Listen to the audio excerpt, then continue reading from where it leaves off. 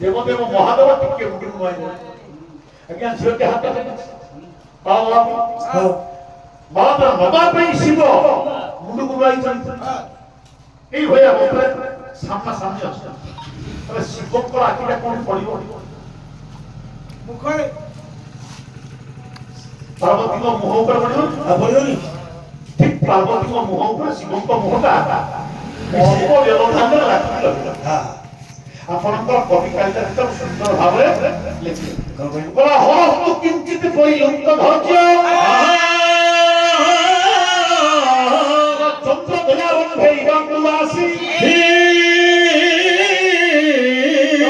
ମୁଖେ ବିମ୍ବ ଫଳ ଧରାସ୍ତେ ପାରୟାମାସ ନିଲୋଚନାନି। କଥାକୁ ଛାଡ଼ିଦେବା ଅଳ୍ପ ସମୟ ଭିତରେ। ଆଜ୍ଞା ଶିବଙ୍କର ପାର୍ବତୀଙ୍କ ପ୍ରତି ଯୋଉ ଆକର୍ଷଣଟା କେମିତି ସୃଷ୍ଟି ହେଲା ଦେଖନ୍ତୁ। ମାଳଟା ଦବା ପାଇଁ ଝିଅଟା ହାତ ବଢେଇଛି, ଶିବ ନବା ପାଇଁ ମୁଣ୍ଡଟାକୁ ଧରୁଛି। ହଳତୁ କିଞ୍ଚିତ ପରିଲୁପ୍ତ ଧୈର୍ଯ୍ୟ। ଏପଟେ କନ୍ଦର୍ପ ଏଇ ସୁଯୋଗରେ କହିଲେ ଏଇଟା ସୁଯୋଗ। ଶିବଙ୍କ ମୁହଁ ପାର୍ବତୀଙ୍କ ମୁହଁ ପାଖାପାଖି ହେଇକି ଅଛି। ଆଜ୍ଞା ଏଇ ସୁଯୋଗରେ ତା ଯୋଉ ପାଞ୍ଚଟା ବାଣ ଭିତରେ ଗୋଟେ ବାଣ ହେଲା ସମ୍ମୋହନ। ଆପଣ ଯୋଉ ମାନେ କନ୍ଦର୍ପର ବାଣ ଜାଣିଛନ୍ତି କଣ ପାଞ୍ଚଟା? ପାଞ୍ଚଟା ଫୁଲ ସାର କଣ କଣ? ଅଶୋକ ମରବିନ୍ଦଞ୍ଚ ଚୁତଞ୍ଚ ନବମଲ୍ଲିକା ନୀଳକଳୈତେ ପଞ୍ଚୈତେ ପଞ୍ଚବାସସାୟକା। ଏ ପାଞ୍ଚଟି ଫୁଲର ପାଞ୍ଚଟି ଗୁଣ ଆଜ୍ଞା। ଉନ୍ମାଦନ ସ୍ଥାପନଶ୍ଚ ଶୋଷଣଂ ସ୍ତମ୍ଭନଂ ତଥା ସମ୍ମୋହନଶ୍ଚ ପଞ୍ଚୈତେ ପଞ୍ଚବାସସାୟକା। ସବୁଠୁ ଟାଣୁଆ ବାଣ ହେଲା ସମ୍ମୋହନ। ସମ୍ମୋହନ ନାମକ ଭୟଙ୍କର କନ୍ଦର୍ପ ବାଣ ଶିବଙ୍କ ଉପରେ ପ୍ରୟୋଗ କରିବା ପାଇଁ ଧନୁରେ ଯୋଛି ଟାଣିକି କାନ ପର୍ଯ୍ୟନ୍ତ ଟାଣିକି ରେଡି ହେଇକି ଅଛି। ଆଚ୍ଛା ଏତିକିବେଳେ ଫଟାକୁ ମାରିନି ଖାଲି ଯୋଖିକି ରଖିଛି। ଏପଟେ ଶିବଙ୍କ ମୁହଁ ପାର୍ବତୀଙ୍କ ମୁହଁ ରାଖିକି ଅଛି। ଆପଣଙ୍କର କବି କହିଲା ହରସ୍ତ କିଞ୍ଚିତ ପରିଲୁପ୍ତ ଧୈର୍ଯ୍ୟ। ସରମରା ହେଇନି, ଯୋଚା ହେଇଛି। ଏଇଥିରେ ଦେବଦେବ ମହାଦେବଙ୍କର ଧୈର୍ଯ୍ୟର ବନ୍ଧଟା ଭାଙ୍ଗିଗଲା। କଣ କଲେ? ଚନ୍ଦ୍ର ଆସି ଚନ୍ଦ୍ର ଉଦୟ ହେଲେ ସମୁଦ୍ରରେ ଯେମିତି ଜୁଆର ଉଠେ, ଚନ୍ଦ୍ର ଉଦୟ ହେଲେ ସମୁଦ୍ରରେ ଯେମିତି ଜୁଆର ଉଠେ, ଇଏ କନ୍ଦର୍ପର ବାଣ ପ୍ରଭାବରେ ଶିବଙ୍କ ମନ ଭିତରେ ସେମିତି ଜୁଆର ସୃଷ୍ଟି ହେଲା। ଉମା ମୁଖେ ବିମ୍ବ ଫଳ ଧରା ବ୍ୟାପାରୟାମାସ ନିଲୋଚନା। ଶିବଙ୍କର ତିନିଟା ଆଖି। ଏ ତିନିଟା ଆଖି ଏକା ଥରେ ପାର୍ବତୀଙ୍କ ମୁହଁ ଉପରେ ଲାଗିବ। ଆଉ ମୁହଁ ଫେରି ପାରିଲେ ନାହିଁ। ମନ ଭିତରେ କାମ ବିଚାର ହେଲା। କିନ୍ତୁ ଏଇଟା ଗୋଟାଏ କଥା ଶିଖିବା ଦରକାର। ଆଜ୍ଞା ପ୍ରତ୍ୟେକ ମଣିଷ ଭିତରେ କାମ ବିଚାର ଜନ୍ମ ନିଏ, ଦେବତା ମାନଙ୍କ ଭିତରେ ମଧ୍ୟ ଜନ୍ମ ନିଏ। କିନ୍ତୁ ଆମ ଭଳିଆ ସାଧାରଣ ମଣିଷ ଯଦି କୋଉଦିନ ଆଜ୍ଞା କାମ ବିଚାର ଭିତରେ ପଡିଲୁ, ସେଥିରୁ ଧୋଇବା ବାଟ ପାଖେ ନାହିଁ। ଆମେ ଖାବରେ ପଡିଲୁ ଯେତେ ଭଲ ଲୋକ ହେଲେ ସୁଦ୍ଧା ଯଦି ଭୁଲ ରାସ୍ତାରେ ଥରେ ଆମେ ପାଦ ଦେଲୁ, ସେଥିରୁ ମୁକୁଳିବାଟା ଆମ ପାଇଁ କଷ୍ଟକର ହେଇପଡେ। କିନ୍ତୁ ଆଜ୍ଞା ଭଗବାନ ଶିବ ସିନା କନ୍ଦର୍ପ ପ୍ରଭାବରେ ଗୋଟେ ମୁହୂର୍ତ୍ତକ ପାଇଁ ଟିକେ ପଡିଗଲେ, ସାଙ୍ଗେ ସାଙ୍ଗେ ସତର୍କ ହେଇଗଲେ। ଯୋଉ ପିଲାଟାକୁ ଆଜି ପର୍ଯ୍ୟନ୍ତ ମୋ ନିଜ ଝିଅ ଭଳିଆ ଦେଖୁଥିଲି, ଆଜି ସେଇ ପିଲାଟାକୁ ଦେଖିଲା ପରେ ମୋ ମନ ଭିତରେ କାମ ଉତ୍ତେଜନା ବଢୁଛି, ମୋ ଉତ୍ତାଳ ତରଙ୍ଗ ସୃଷ୍ଟି ହଉଛି ମୋ ହୃଦୟରେ। କାହିଁକି?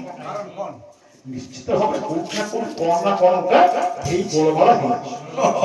ଚାରିଆଡେ ଶିବ ସତର୍କ ହେଇଗଲେ। ଆଚ୍ଛା ଚାରିଆଡେ ଚାହିଁଲେ କିଏ କୋଉଠି ରହିକି କଣ କରୁଛନ୍ତି ଦେଖିବେ। ଲକ୍ଷ୍ୟ ପଡିଗଲା କନ୍ଦର୍ପ ଉପରେ। ଲତା ଅନ୍ତରାଳ ଭିତରେ ଲୁଚିକି କନ୍ଦର୍ପ ବାଣଟା ମାରିବ ବୋଲି କାନ ପର୍ଯ୍ୟନ୍ତ ଟାଣିକି ଧରିଛି। ଦକ୍ଷିଣ ବାଙ୍ଗ ନିବିଷ୍ଟ ମୁଷ୍ଟି ସମାକୁଞ୍ଚିତ ସଭ୍ୟ ବାଦ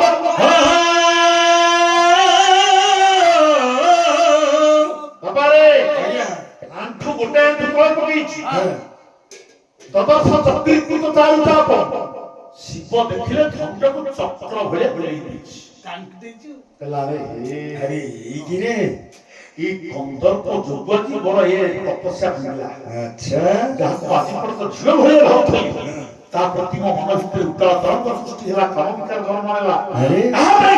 ଚରିତ୍ରହୀନ ଦୁଷ୍ଟ କୁଆଣ୍ଡାଳ କନ୍ଦର୍ପ ଯୋଗୁ ଆଜି ହେଲାନି ତପସ୍ୟା ମୋର ଭାଙ୍ଗିଗଲା। କ୍ରୋଧରେ ପ୍ରକମ୍ପିତ ହେଇ ପଡ଼ିଲେ ଭଗବାନ ତାଙ୍କର ତୃତୀୟ ନେତ୍ର ଫେରିଗଲା। ତୃତୀୟ ନେତ୍ର ଦରକା ଦରକା ନିଆଁ ବାହାରିଲା। ସେ ଦରକା ଦରକା ନିଆଁ ଏକା ଥରେକେ ଯାଇ ସତେମିତି କୋଟି କୋଟି ସୂର୍ଯ୍ୟ ଏକା ଥରେ ଗଳି ପଡ଼ିଲେ ଆକାଶ ସବୁ ଯାକ ଯାଇକରି କନ୍ଦର୍ପ ଉପରେ ପଡ଼ିଲା।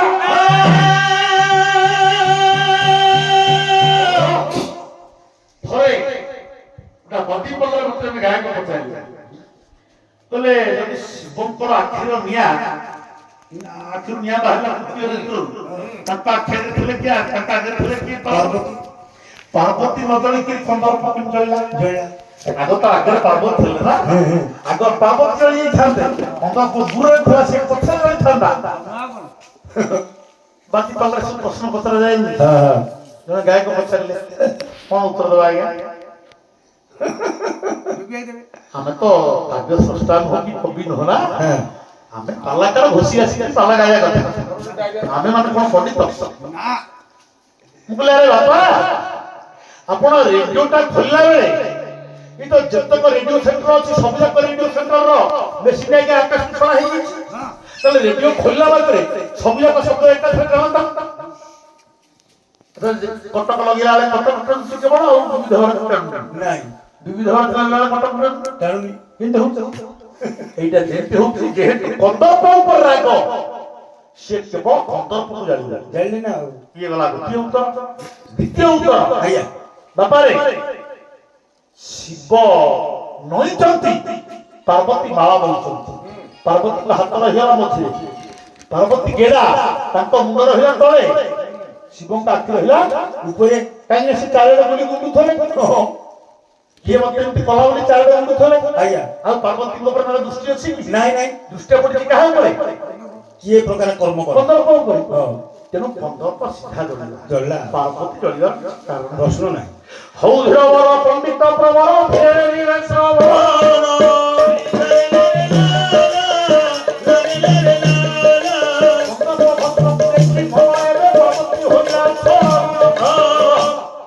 ଜଳିଗଲା କନ୍ଦର୍ପ ଆଜ୍ଞା ରତି ପାଖରେ थे ରତି ଚେତା ବୁଡିକି ପଡିଲେ ସେ ବୁଝି ପାରିଲେ ହଠାତ୍ କଣ ହେଇଗଲା ତାଙ୍କ ସ୍ୱାମୀ ଜଳି ସାରିଲେଣି ତାଙ୍କର ଚେତା ବୁଡିଯିବାରୁ ସେ ଜାଣି ପାରିଲେ ଆଜ୍ଞା ପାର୍ବତୀ କିନ୍ତୁ ଜାଣିଲେ ପାର୍ବତୀ ଆଜ୍ଞା ତାଙ୍କର ଇଚ୍ଛା ଥିଲା ଯେ ଶିବଙ୍କୁ ବିବାହ କରିବା ପାଇଁ ସେ ସେଇଥିପାଇଁ ତପସ୍ୟା କରୁଥିଲେ ସେବା କରୁଥିଲେ ସେବା ଯେତେବେଳେ ଶିବ ତାଙ୍କୁ ବାହା କଣ ହେବେ କନ୍ଦର୍ପର ପ୍ରୟୋଗ ସତ୍ତ୍ୱେ ଶିବ କଣ କଲେ ନା କନ୍ଦର୍ପକୁ ଜାଳି ଦେଇକି ସେ ସ୍ଥାନକୁ ଛାଡ଼ିକି ପଳେଇଲେ ପାର୍ବତୀଙ୍କୁ ଛାଡ଼ିକି ଶିବ ପଳାୟନ କଲେ ପାର୍ବତୀଙ୍କୁ ବଡ଼ ଲାଜ ଲାଗିଲା କହିଲେ ଭଗବାନ ଶିବ ମୁଁ ଯାହାକୁ ସ୍ୱାମୀ ରୂପରେ ପାଇବା ପାଇଁ ଏତେ ପରିଶ୍ରମ କରୁଛି ସେ ମତେ ଗ୍ରହଣ କରିବେ ସ୍ତ୍ରୀ ହବରେ କଣ ସେ କନ୍ଦର୍ପକୁ ଜାଳି ଦେଇକି ସ୍ଥାନ ଛାଡ଼ିକି ମତେ କଲେ ପଳେଇଲେ ତାହେଲେ ମୁଁ କାହାକୁ ଆଉ ଏଠି ରଖିବାକୁ କହିବି ମୁଁ କେମିତି ଭାବରେ ମୋ ସ୍ୱାମୀଙ୍କୁ ପାଇବି ଆଜ୍ଞା ଗୋଟାଏ କାମ କଲେ ପାରବ ଯୋଉ କାମ ଦ୍ୱାରା ଅସାଧ୍ୟ ସାଧନ ହେଇପାରେ ସେଇ କାମଟାକୁ କଲେ କଣ କଲେ କହିଲା ଇଏ ଶଶା କର୍ତ୍ତୁ ପବନ ରୂପତାଂ ସମାଧି ମାଥାୟ ତପୋଭିୟା ତମନ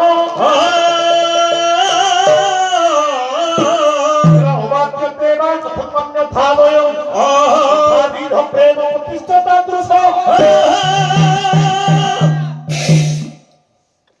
ଆଜ୍ଞା କହିଲେ ଭଗବାନ ଶିବଙ୍କ ଭଳିଆ ସ୍ୱାମୀ ପାଇ ଛୋଟିଆ କଥା ନୁହଁ ଭଗବାନ ଶିବଙ୍କୁ ସ୍ୱାମୀ ରୂପରେ ପାଇବା ଏତେ ସହଜ କଥା ନୁହଁ ଆଜ୍ଞା ଆପଣ ଯଦି ବହୁ ଟଙ୍କା ରୋଜଗାର କରିବା ପାଇଁ ଚାହିଁବେ ଆପଣ ଏଇ ଗାଁରେ ଦୋକାନ ଖଣ୍ଡେ ଖଣ୍ଡେ ପାନ ଦୋକାନ କଲେ ଚଳିବ ଯଦି ଆପଣ ବହୁତ ପଇସା ରୋଜଗାର କରିବେ ତ ଆପଣ ଟାଉନ ଉପରେ ଯାଇକି ଗୋଟେ ବଡ ଦୋକାନ କରିବେ ନା ପାର୍ବତୀ ଚିନ୍ତା କଲେ ଶିବଙ୍କ ଭଳିଆ ସ୍ୱାମୀ ପାଇବେ ଏତେ ସହଜରେ କେମିତି ହବ କଷ୍ଟରେ ହବ କଣ କଷ୍ଟ କରିବି ନା ତପସ୍ୟା କରିବି ତପସ୍ୟା ବଳରେ ଦୀର୍ଘ ତପସ୍ୟା ବଳରେ ଦେବଦେବ ମହାଦେବଙ୍କର ମନକୁ ପରିବର୍ତ୍ତନ କରିବ ଆଜ୍ଞା ଯଦି ଦେବଦେବ ମହାଦେବ ଯଦି ପରିବର୍ତ୍ତନ ହେବେ ତାହେଲେ କେବଳ ତପସ୍ୟା ବଳରେ ହଉ ଆଉ ସମୟ ନଷ୍ଟ କରିପାରିବି ଆପଣ କଷ୍ଟ ଦେବି ନାହିଁ ଆଜ୍ଞା ମା ପାର୍ବତୀ ତପସ୍ୟା କଲେ ଦୀର୍ଘ ତପସ୍ୟା ଆଜ୍ଞା ଖରା ଦିନେ ଚାରିପଟେ ନିଆଁ ଜାଳିକିରି ଏକ ଉଡିଆ ଠିଆ ହେଇକି ସୂର୍ଯ୍ୟଙ୍କୁ ଚାହିଁଲେ ପାର୍ବତୀ ଖରା ଦିନର ତପସ୍ୟା ବର୍ଷା ଦିନେ ବିଜୁଳି ଚମକୁଛି ଘଡ଼ଘଡ଼ି ମାରୁଛି ମୁକ୍ତ ପ୍ରାନ୍ତର ଭିତରେ ରହିକିରି ଆଜ୍ଞା ତପସ୍ୟା କଲେ ପାର୍ବତୀ।